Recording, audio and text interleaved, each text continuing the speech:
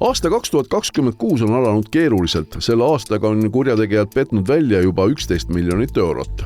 Selles vaates on seis võrreldes eelmise aasta sama perioodiga sama. Kõige valusamalt löövad kõnekelmused, kuhu läinud 2,9 miljonit, siis investeerimine 1,6 miljoniga ja teised juba väiksemate summadega.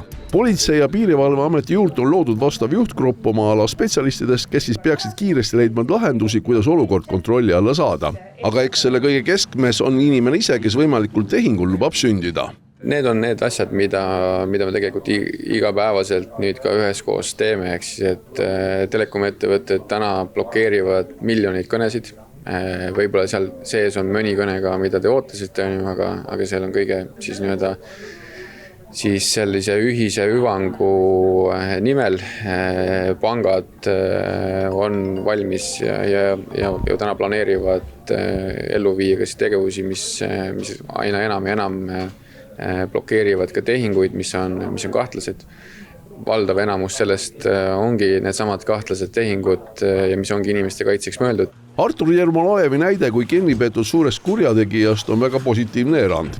Reeglina on selliste pettuste puhul tegemist piiriülese kuritegevusega, kus raha liigub erinevate kontode vahel kiiresti ja reeglina võtmeisikud jäävad tabamatuks.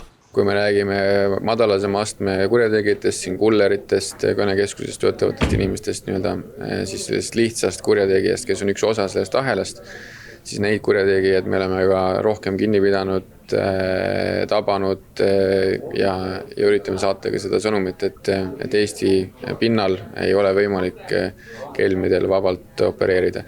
Nüüd, mis puudutab seda fookust, et me selleks, et saada tegelikku mõju, on meil vaja neid kuritegelikke ühendusi ja neid organisaatoreid kinni pidada. Tihtilugu erinevate kõnekeskuste puhul viivad jäljed just Ukrainasse. Lisaks on oluline teiste riikidega hea koostöö. Saime kokku Ukraina siseministriga, rääkisime pikalt kahekesi, et see on meil ka üks ühine mure, et kuigi need kõnekeskused on osaliselt siis ka Ukrainas, siis nemad on ka väga huvitatud siis nende kinnipanemisest ja selle kuritegevuse tõkestamisest, sellepärast et see on kuriteoliik, mis tihtipeale siis toetab ja annab ressurssi siis teistele kuritegudele, inimkaubandus, narkokuriteod, terrorism, kuni selleni välja, et ega me kumbki ei tea, võib-olla osa sellest kelmusvõrgustiku rahast liigub ka Venemaale.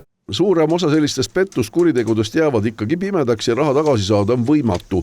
Prokuratuuri hinnangul on päris mitme seaduse puhul vaja neid kaasajastada, et saaks pettuseid paremini menetleda. Andmeanalüüsi pool, kõik mis puudutab ka andmekaitsereegleid seal kontekstis, et uurimisasutustel oleks võimalik kasutada näiteks tehisintellekti tõendite analüüsimiseks. On üks pool see sama sideandmete teema, et sideandmete kasutamine sidevahendite teel toime pandud kelmustes on ikkagi võtmetähtsusega küsimus meie jaoks.